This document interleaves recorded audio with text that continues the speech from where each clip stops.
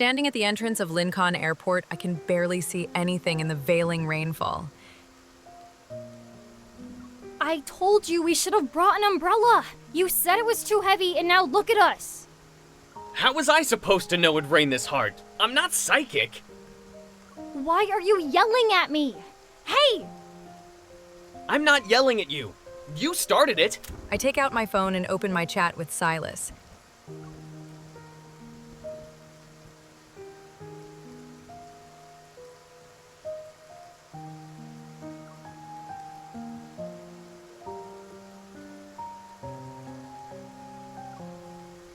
Frostfly is a vintage motorcycle that was made 30 years ago. There's only one left in the world, and it was housed in an overseas museum. Sylus somehow acquired the motorcycle. He even restored it before shipping it back to Lincoln City. Eager to see Frostfly, I came back right after my mission ended, 2 days earlier than we planned, to be exact. Who knows when this rain will let up? Standing here won't help.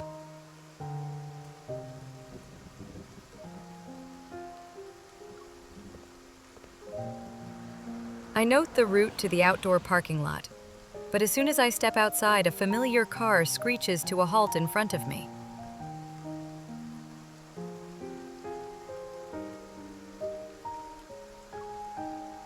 The window rolls down, and Sylus waves at me. Were you about to run in the rain, kitten? Hop in. Sylus, what are you doing here? Overjoyed, I hurry toward the car and open the door. But suddenly, those two passengers rush up to me. Hi there. Mind if we share a ride? You can just drop us off near where you're headed.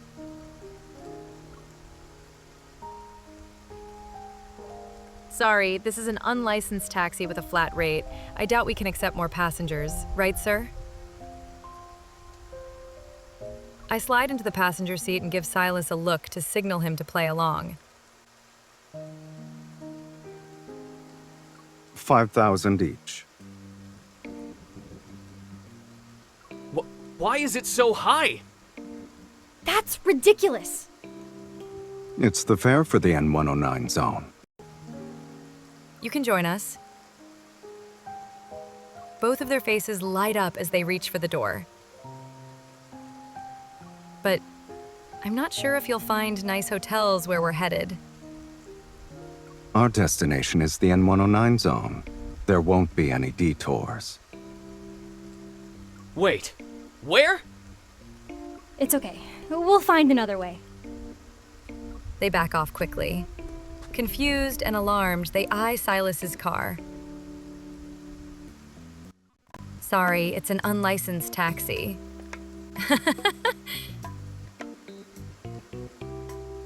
The window rolls back up, and I wave goodbye to them. Sorry about that. Enjoy your stay in Lincoln City.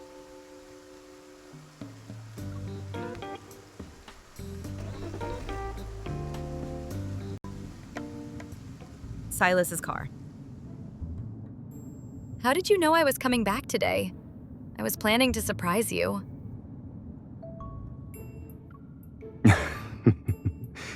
It wouldn't be weird for an unlicensed taxi driver to keep tabs on his passenger, right? I would have played along with your surprise, but as you can see, the weather had other plans. The car stops at a red light. With amusement in his eyes, Sylus glances at me. Still, you did manage to surprise me. Your hair's soaked. There's a towel in the door pocket. Thank you for giving me warm hospitality in this N109 zone taxi. I'll give you a 5-star review. When I reach for the towel, I spot a chipped corner on the rearview mirror and what suspiciously looks like a bullet hole. What happened to your rearview mirror?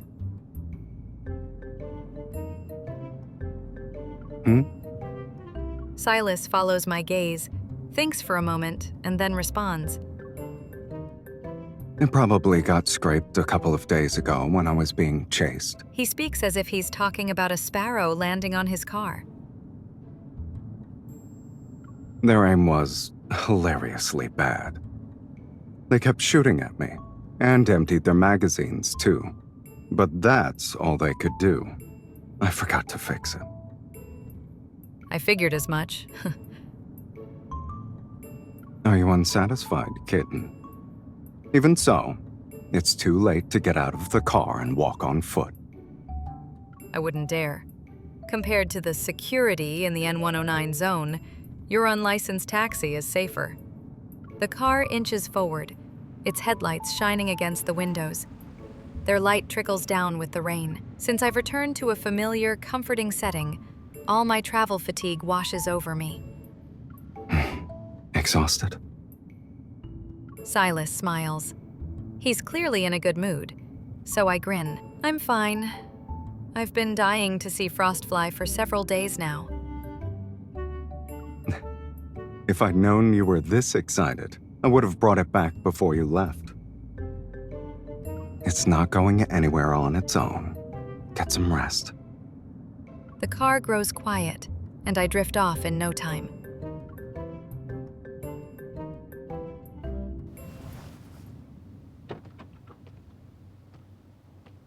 Half asleep, I sense my body being lifted from the car and placed onto a soft bed. Struggling to open my eyes, I wrap my arm around Sylus's neck and pull him closer. What is it? My mind is so foggy that thoughts slip out of my mouth. I finally have a vacation. There's so much I want to do. Stay with me. Of course. It rained for half a month straight in Riversle. I missed Lincoln City's sunshine. Too bad it's gone today. And I missed you so much, Sylus. At least I got to see you today.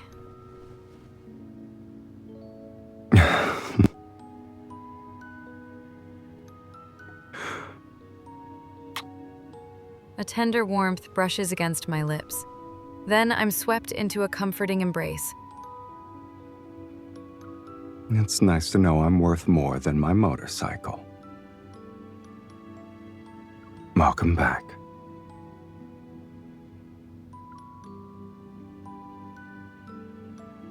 On a Kindness Underground shooting range. I wake up only to see it's pouring harder outside. I wish it stopped raining today.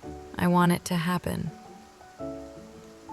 Sylus casually tosses a dart, which flies in a perfect arc through the air. It lands on the bullseye's black ring.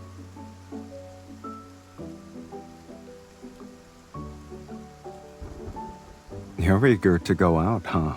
You're not even concentrating on our game. I refocus and pretend the dart in my hand is a bullet. Swift and precise, I hurl it at the target. It hits the wooden target, which sways precariously on its stand.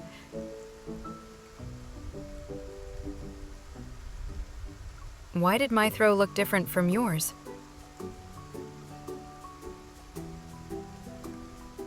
That dart is too light for you. Come here.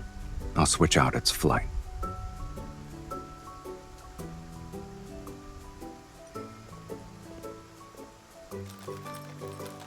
He pulls out a silver dart flight and gauges its weight in his hand. It hasn't been maintained in ages, but it can work. The dart flight's sharp edge grazes Sylus's fingertip and draws a bead of red blood. I grab his hand. The cut is already gone. The drop of blood on the flight proves I didn't imagine it. Are you healing faster now? You're imagining things. It's only obvious if you compare me to a certain someone. You're always smashing your knuckles when chambering rounds. Your bones or the gun. Which one is tougher? Sylus glances at the knuckle of my ring finger. That spot continues to get bruised. The bruise was almost gone when you left. I guess a lot of wanderers in Riversle had a rough couple of weeks. I tend to forget when I'm in a rush. At least it improves my reload speed. I narrow my eyes at Sylus's somewhat sardonic smile. I'm ready to give a retort. You're just erasing the evidence of your scars. That's assuming anyone can injure me in the first place. Besides, I'm not always sneaking into no-hunt zones. At least I bring guns and swords into those places. You show up unarmed and start swinging your fists. Most weapons don't make it past scanners. You'll be at a disadvantage if you rely on them too much. Normally, you can do business without throwing punches. My business isn't exactly normal, kitten. After our little spar with old arguments, neither of us gains the upper hand, so we call a truce. I purse my lips, take the dart Sylus just assembled, and throw it at the bullseye. A double bull is better. I'll make 2 more with this weight later. Let's go. Where to? Are we out of darts?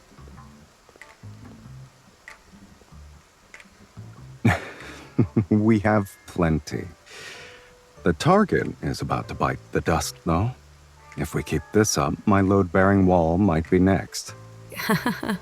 Looking at his fortress-like metal walls, I laughed and quickly follow him. Is there another place you want to visit? can we do something legal in the N109 zone?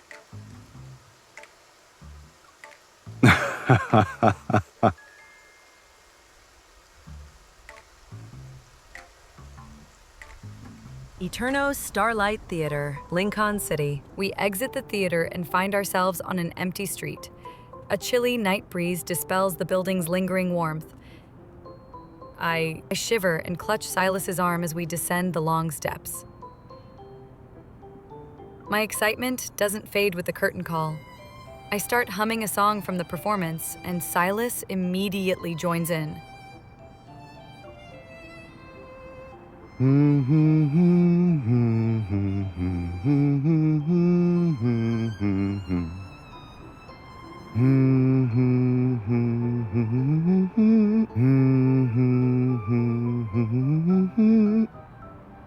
Sylus's voice is suddenly cut off.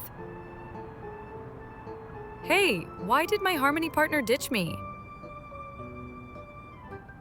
My soprano just went off key. Huh? You cheered a little too hard at the finale. That's probably why your throat hurts. I'll cut you some slack. I cough a couple of times and realize my throat is actually sore. I was excited. It's been a while since I saw something that good. I could tell. Which part did you like the most? I think for a moment before going back a few steps on the stairs. I take Sylus's hand and imitate the male lead's dramatic expression. Anais, what must I do to keep you from leaving? Sylus turns his hand and gently pulls me into his embrace before I can break character. Standing on a higher step, I rest my chin on Sylus's shoulder. A puddle on the sidewalk is still as it reflects us. I reach a hand out from under the overhang. Sylus, the rain stopped. My vacation has officially started. Are we picking up the bike first, or are we still pretending to be law-abiding citizens? Even though I have free time, I don't know what we should do first. Let's get something warm to soothe my throat before I decide. Wait for me in the car.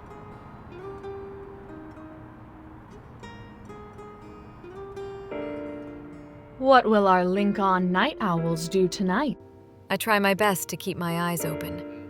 Sylus approaches with a cup of milk tea. Tired?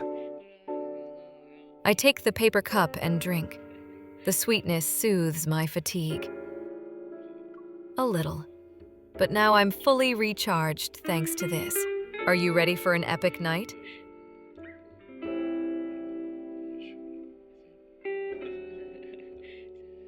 Sure, I'm all ears. Kiwi Cinema is doing a midnight rerun of Terror Island Hunt in 30 minutes. I already got the tickets. It's a classic. The research team is stuck on a deserted island that's attacked by vicious wanderers. What do you think? Is it safe enough to watch a horror movie with a bona fide deep space hunter? Probably. I'm sure those researchers will survive with you in the audience. What are we doing after? We'll grab Frostfly and race along the river. Achoo! My sneeze is followed by a brief ringing in my ears. Did you catch a cold? I don't think... Achoo! I'm surprised. My voice sounds nasal.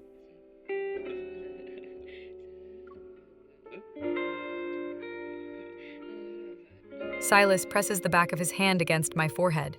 His hand is cold, and my heart sinks. Don't tell me I have a fever. Great. No. You're warm, at the very least. How are you feeling? This sucks. My plan to go for a ride by the riverside, it's ruined. You're sick. Which means you should rest. Even the toughest body can't withstand an onslaught, inside and out.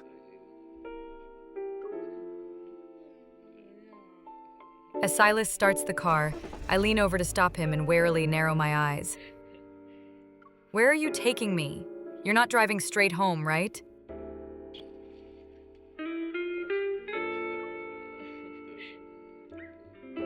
He buckles my seatbelt, puts my hands in my lap, and then quickly kisses the top of my head before he straightens his posture. Relax. You're my hostage now. Where's the nearest hospital, my dear Lincoln citizen? Can you give me directions? I said it's no big... Achoo! Achoo! Sylus turns his head slowly to look at me. I sigh before I pull out my phone to open up the navigation app. Destination, Eterno Central Hospital. You are 4.9 kilometers away. Let's go. Initiating navigation. Those researchers will have to fend for themselves.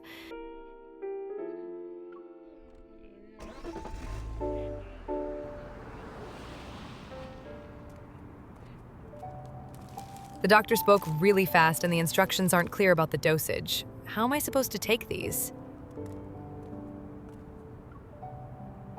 The cough syrup's for coughs. The fever meds are for when you're at 38 degrees Celsius or higher.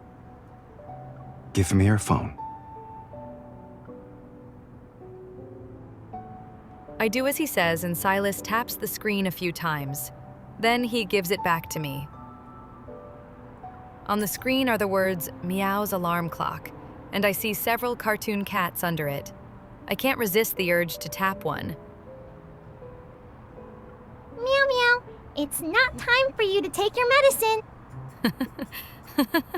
Sylus? I can't believe you... What about me? I didn't expect you to use a cute alarm app. When it comes to alarms, let the pros handle it. The cuteness is part of their charm. Besides, this one reminds me of you. Sylus taps the dragon Lee on the screen. Startled, it jumps. Meow meow, it's not time for you to take your medicine. I'm almost jealous of how energetic it is. To get sick on the first day of my vacation, though? Talk about bad timing. Sylus opens the passenger door and gestures for me to get in. I've never nursed anyone back to health before. Do you mind if I give it a try? You have my permission, Sylus, the caregiver.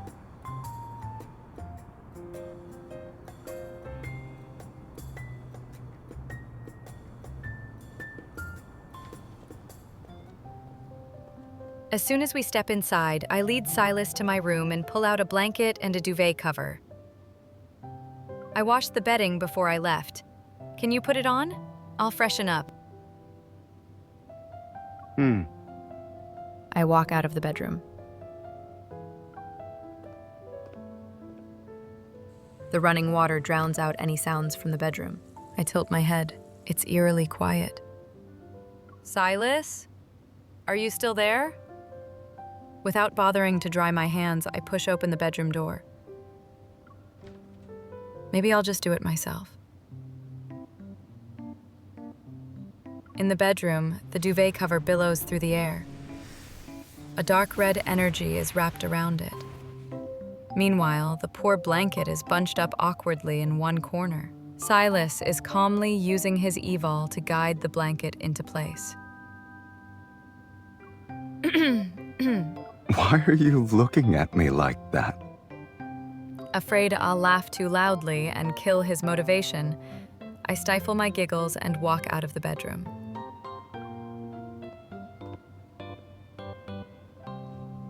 Sylus actually struggles when it comes to certain things. Mulling over a way to teach Sylus how to make the bed, I brush my teeth. Then I look in the mirror and see someone is standing next to me. Sylus casually grabs a toothbrush and toothpaste from the cabinet. He starts brushing his teeth. We lock eyes in the mirror and the toothpaste foams at our mouths. For some reason, a wonderful happiness suddenly blooms in my heart. Being sick doesn't seem so bad. What? I watch him, shake my head, and smile. Sylus wipes the leftover toothpaste foam from the corner of my mouth. Did the fever make you delirious? Why are you grinning? I was thinking, Anichinus's big bad boss man can't deal with bedding. I messed up. Without warning, he scoops me up and carries me into the bedroom. The familiar minty scent of toothpaste permeates. We won't know if it's correct until we test it.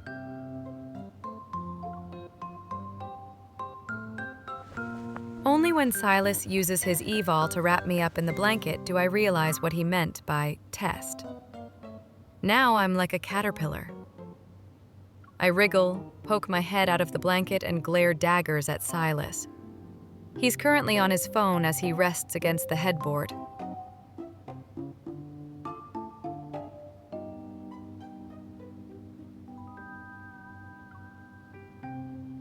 How to change your blanket cover all by yourself. Super easy. He's petty. Sylus, who taught you to care for sick people like this? You sleep like you're trying to conquer the bed. You need to stay bundled up so you don't catch a cold. I roll over twice and wedge myself in his embrace. You're proud you get to bully the sick, huh? Hurry up and free me. You can't sleep like that? The blanket is loosened. I regain the use of my limbs and immediately cling to Sylus like an octopus. I rest my head on his arm. I'm very satisfied with my new pillow. Much better.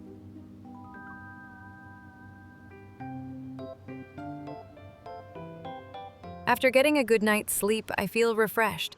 I hop out of bed, stretch, and realize all my aches and fatigue are gone. As Sylus walks into the room in his outer clothes, I smile at him.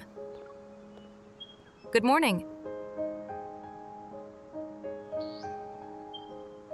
You look lively. You're feeling better now? Why are you already dressed up? It looks like he's about to head out, so I plop onto the bed. Closing my eyes, I press my hand against my forehead. Ugh, I stood up too quickly. Now my head hurts. It does? I dodge his outstretched hand and suppress a chuckle. Concerned, Silas's brow furrows. He can't just ditch his duty after one night. Cough. I think I still have a fever. I might need your help with getting up. It's really bad, huh? That bagel with bacon and pork floss is going into my stomach, I guess. Oh, and we can't forget the coffee. Sick people should stick to bland food. Huh? Sylus, the caregiver, doesn't even leave me a crumb. Vengeance stirs in my heart, so I start giving out orders.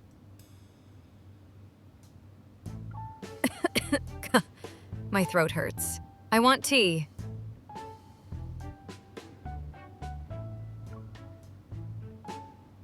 Sylus puts down his magazine and heads to the kitchen. Holding the teacup, I'm surprised he's being cooperative. I decided to keep pushing my luck. What are you reading? Lincoln Literary Weekly. My eyes hurt. Is it a bit much if I ask you to read the text out loud?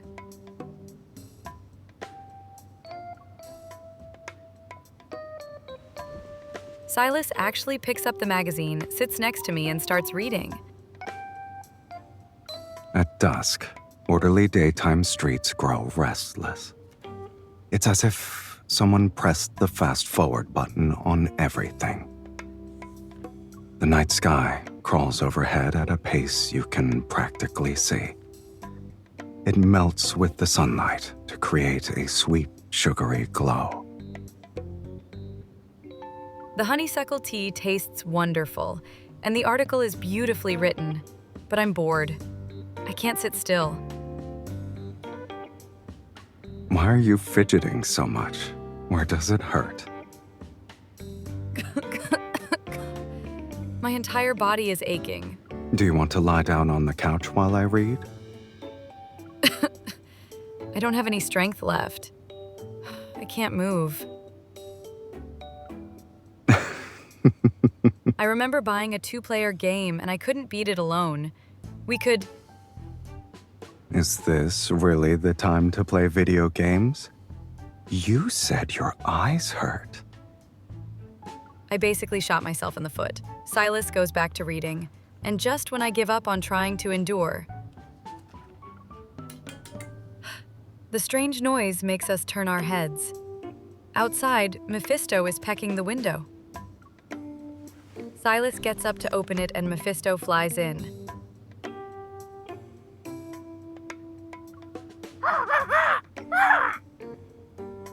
What is he saying? He's asking why I disappeared for an entire day and night. Mephisto opens his beak and drops a bullet onto the coffee table. The shell glints coldly. It's stained with a bit of blood.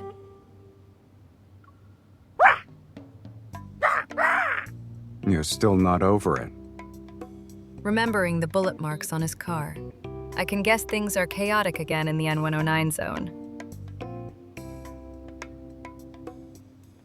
I hop off the couch and press the car key into his hand. You can go, Sylus. I've been okay for a while now. Are you sure? You said you had a headache and your throat and eyes aren't doing so great either. I was messing with you. I'm fine. It's just a cold. I hastily try to explain myself, but I see Sylus as watching me with amusement. He knew I was faking it. You... watching me pretend to be sick is funny, huh? You rascal. You're so energetic. You really did recover, kitten. The fierce cat is cute when it acts sweet every once in a while. Sweet? That's not even how it works. I haven't seen anyone do it before. How would I know? Not wanting to waste time with bickering, I nudge him toward the door. Go already, and bring back Frostfly, okay? I'm waiting for my ride. Talk about heartless. I dote on you all day, but Frostfly still wins in the charisma department. There are extra bagels in the fridge. Make sure to toast them. I know. Now shoo. I'll be here around noon tomorrow at the latest. Stay put and don't wander around.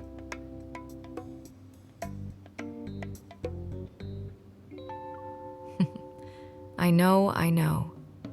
Sylus stands in the doorway, his gaze on me. I wave goodbye as I close the door. Just before it's completely shut, I can't help but blurt out one more reminder. Be careful. I know. Silence descends over the living room. I let out a sigh of relief and stay where I am. A faint emptiness slips in. Why didn't you go with him? He looks a little guilty. Eyeing the culprit that sent Sylus away, I reach out. I have a mischievous idea.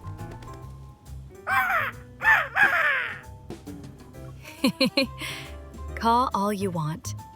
No one is going to save you. Sylus is busy right now.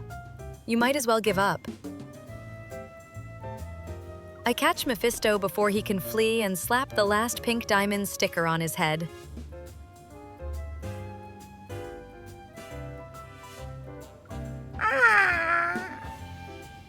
Satisfied with my colorful masterpiece, I clap my hands in delight. I'm done playing with you. Off you go. Mephisto frantically spreads his wings and bolts. Now it's finally quiet. Gazing at the midday sun, I sighs and collapse onto my bed. If only I could fall asleep and wake up tomorrow at noon. Please let it happen.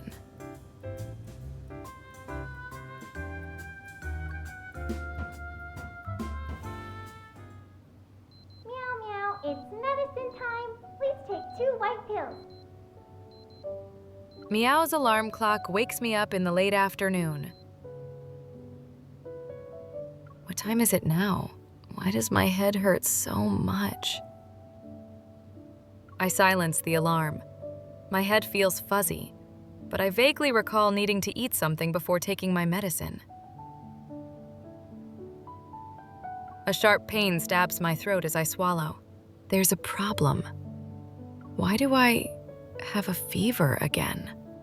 I take my meds and fall onto the bed. Checking my phone, I see 2 unread messages from Sylus.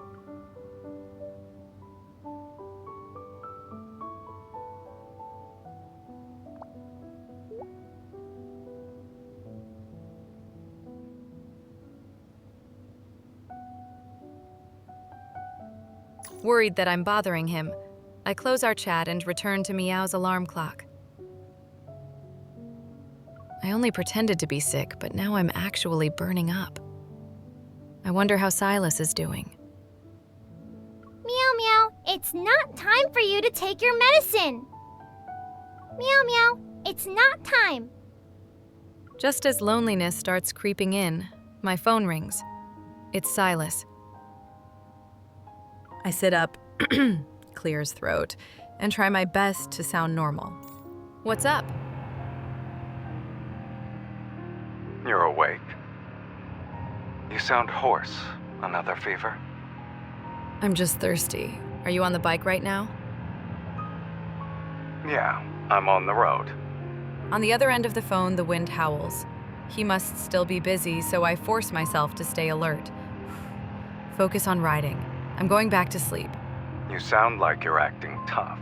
Are you sure you don't need me? Of course, he sees right through me. I quickly deny it. You're overthinking it. I'm fine, really. All right, then. I was planning to send a dark messenger to look after you, but I guess that won't be necessary. Is Sylus saying?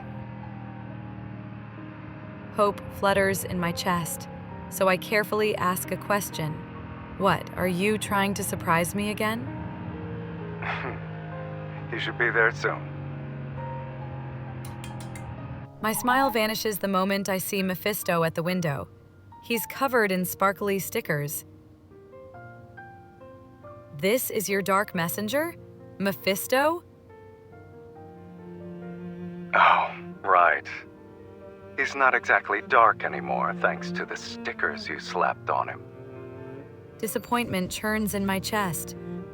Fighting back a cough, I hide under the covers. If I don't see him, then I can't be upset about it.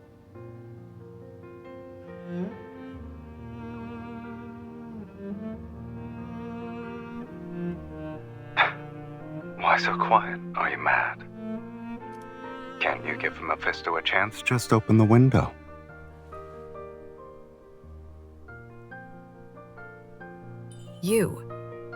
You're not secretly Mephisto in human form, right? Uh-oh. You can't tell whether I'm a bird or not. Are we sure you're still fine? Let's check your temperature.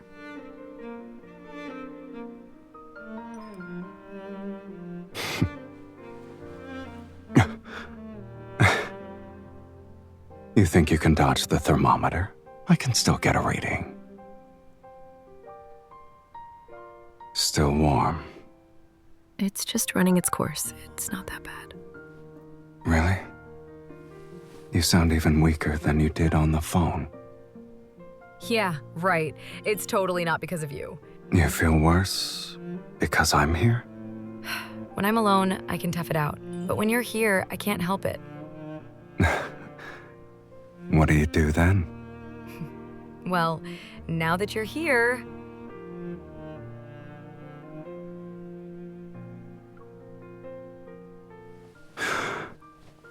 Poor thing. Tell me, how can I make you feel better? This mattress is bullying me. My back hurts. Fixing that is easy. Can you still hold on to me?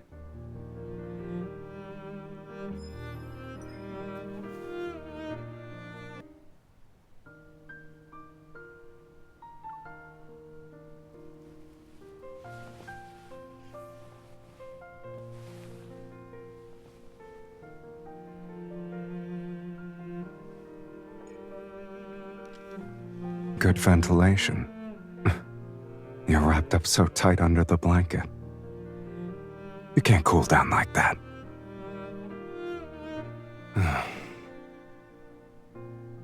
You're ill and only I can help you recover. Unlucky. Pick a cooler spot. If you feel uncomfortable, just say so.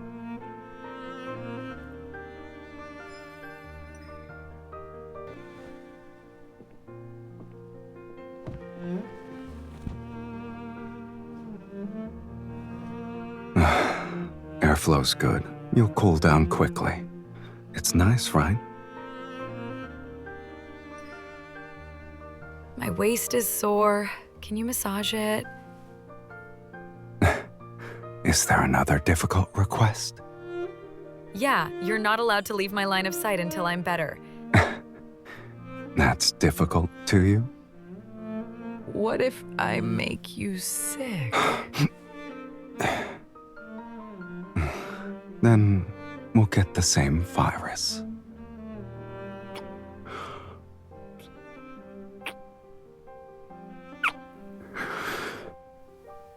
I'm not good at taking care of sick people.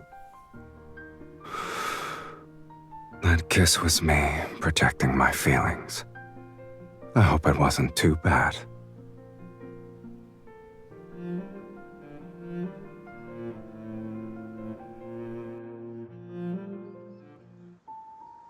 maybe being in a good mood does help with recovery. I quickly fall asleep once my headache goes away.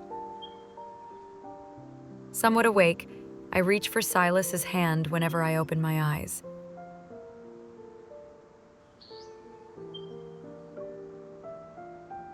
I'm right here. Go back to sleep. In the early morning, Sylus helps me sit up for some porridge and meds, then I doze off.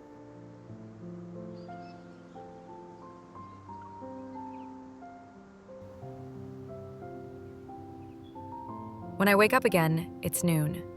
In the mirror, I see the reflection of someone who's pale and listless. Do you want to rest some more? No thanks. The more I sleep, the more my head hurts. Hungry? I shake my head. I have no appetite and feel down in the dumps. Looks like my entire vacation will be wasted. I'll be stuck at home while I recover.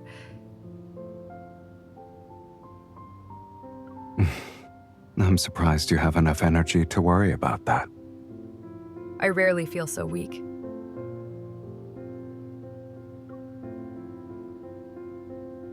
Sylus ruffles my hair and I can almost see a flicker of tenderness in his eyes. You're strong. It's just that your body decided you needed to take a break. Honestly, I think the chance to waste time with you is rarer than any vacation. And I want to cherish every second of it.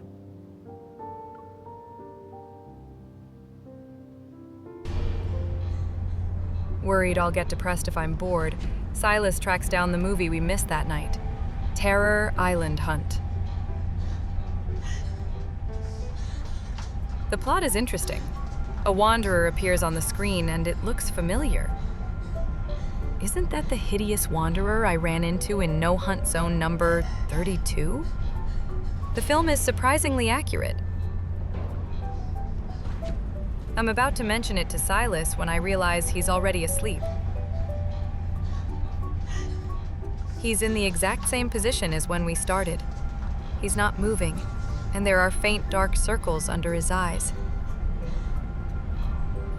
Sylus hasn't been able to rest lately, huh?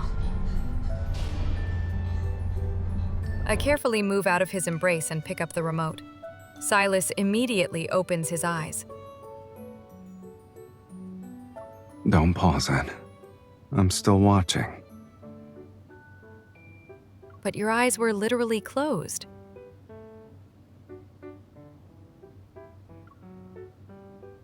Sylus pulls me back down beside him and hits the play button before I can say anything else. So, why is the Wanderer like that? It's ugly. Seeing how serious he looks, I find myself wanting to laugh. I take out a pair of sunglasses from a drawer and put them on him, lower the volume, and make him get into a comfortable position. I curl up against him and respond with an equal amount of bossiness.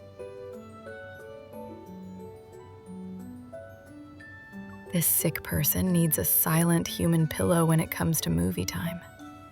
Sleep.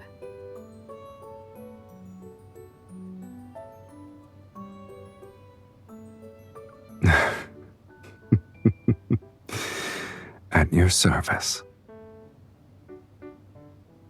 When he's not feeling well, he doesn't admit it.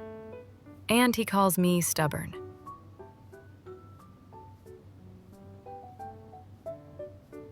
The movie ends and Sylus wakes up. He somehow conjures a box from who knows where and sets it on the coffee table.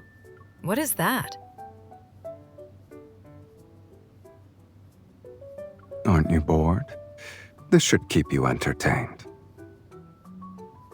While I'm still confused, Mephisto flies out of the kitchen. He lands on the table as if he owns it. He pulled off the stickers you gave him. Don't reapply them.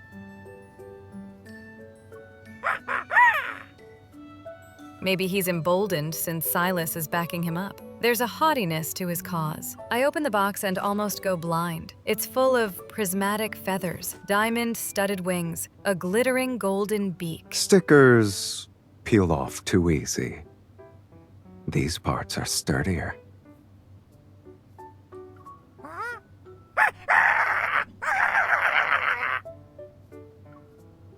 Why do I feel like he's cursing me? Calm down and don't move. I'm going to cook. Have fun, kitten. If you can't figure out how to attach them, call me. Sylus heads to the kitchen. In despair, Mephisto flaps his wings twice. He eyes the box of parts.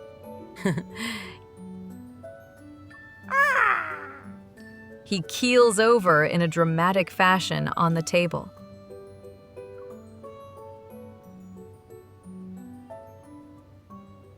When Sylus finishes cooking, I let our glittery, newly modified Mephisto go.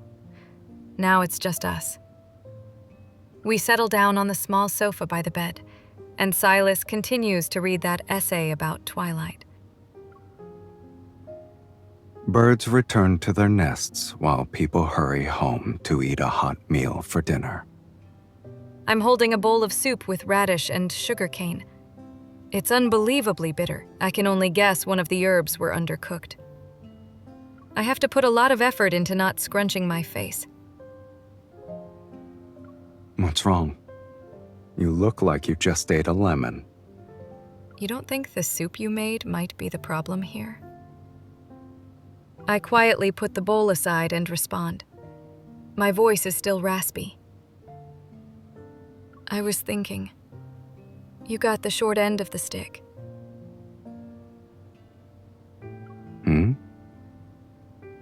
You rarely get sick or injured, so you don't get the chance to be taken care of by me.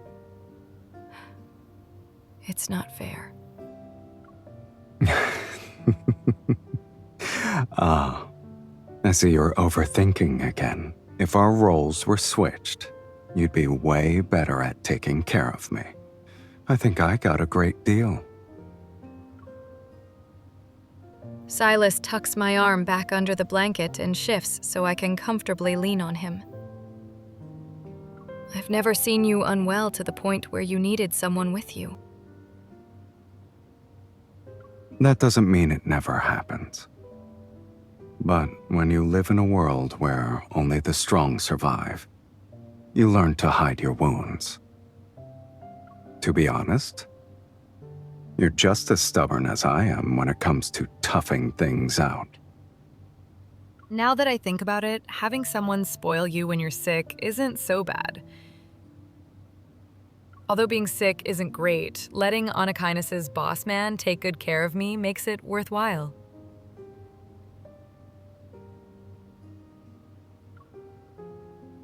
Satisfied, I plant a kiss on his cheek. Don't celebrate too early. I'll eventually collect what I'm owed. Now that I have someone who's ready to spoil me, you better expect me to take full advantage of it.